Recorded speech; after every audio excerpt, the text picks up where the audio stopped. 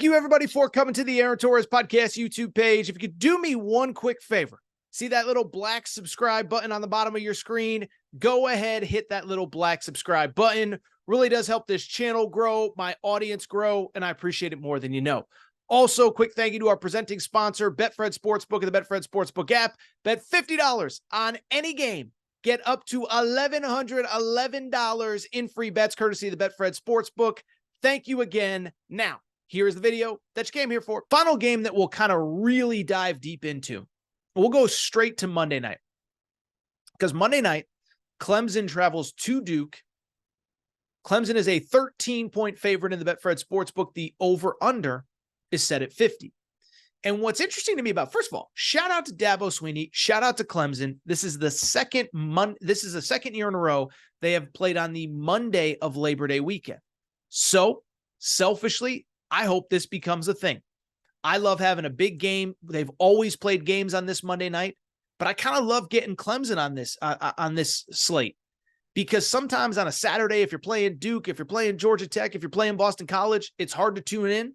It ain't hard to tune in on a Monday night when there's nothing else. So I will be watching Clemson, again, a 13-point favorite. And listen, we all know what the story is coming into this year with Clemson. What are you going to get with this offense under first-year coordinator Garrett Riley? I almost called him Lincoln Riley. That's his brother, Garrett Riley. Of course, Garrett Riley did come from TCU, where he coordinated the offense a season ago. What'll be interesting is, first of all, what do you get from Cade Klubnik, and how quickly does it happen? Klubnik really, basically last year, got 2 starts. It was in the ACC championship game and then the bowl game. Was great in the ACC championship game, 20 of 24 passing, 279 yards against North Carolina, 1 touchdown. Was not great in the Orange Bowl, 30 of 54. That's a 55% completion percentage, 320 yards, no touchdowns, 2 interceptions. So what do you get from Cade Klubnik? Because at the end of the day, everything else at Clemson is elite. The run game should be elite with Will Shipley. On top of that, the defense is going to be as good as any in college football. Jeremiah Trotter's a stud. Barrett Carter's a stud. We've talked about first round, day one talents. Those guys are both it. Studs up front. Tyler Davis. The other kid, Rome, however you say his name. I'm not even going to try to say it. I'll trip over my own words. A couple of the corners are good. So you look at this defense. This defense is elite. The run game should be good. How good can Cade Klubnik be? How good is the offensive line? And do wide receivers emerge? What'll be especially interesting is seeing them against this Duke team. Duke, we got to give credit where it's due, man. Listen, Mike Elko had as good of a job as any first-year head coach last year. And that sort of pains me to say, because I'm a UConn fan and Jim Mora did great. But you put Sonny Dykes is probably number 1, Mike Elko's number 2, Jim Mora is number 3 in terms of great coaching jobs. Duke went 9-4 last year. And what's wild to me, it's not just that they went 9-4. They lost 3 games by a field goal. So they were a play or 2 away from being a potential 10 or 11 win team last year, Duke, in year 1 under Mike Elko.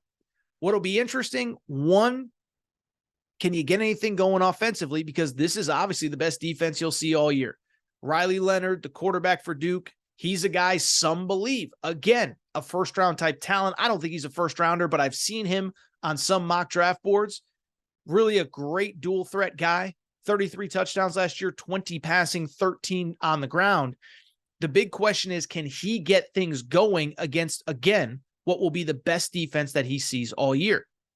More importantly, I think on the other side of the football, can Duke get stops? Because it's one thing, the thing with Duke last year, there was almost like a little bit of a USC thing. We talked about it with USC all last year. They weren't great on defense, but they forced so many freaking turnovers that they were in every game because of it, or they won every game in USC's case. Well, Duke was much the same. Duke, are you ready for this? Plus 16 in turnover margin a year ago. They forced an insane number of turnovers, and I'll be curious to see if they can do it again. They're going to need to, because this defense was okay, but 104th against the pass. That would be my concern coming into this one.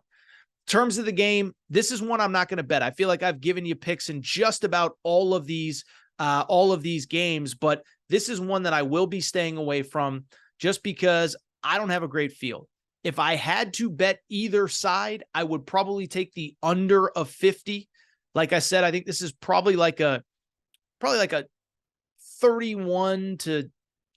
win. Listen, I think Duke's going to struggle to move the ball. I'm going to stay away. I would lean under, but Clemson, this is great, man. I would argue I don't want to say I'm more excited for this than LSU Florida State, because I'm not, but in terms of standalone games, Monday night, a chance to evaluate a team that we're going to see later in the month against Florida State, could not be more excited to watch this.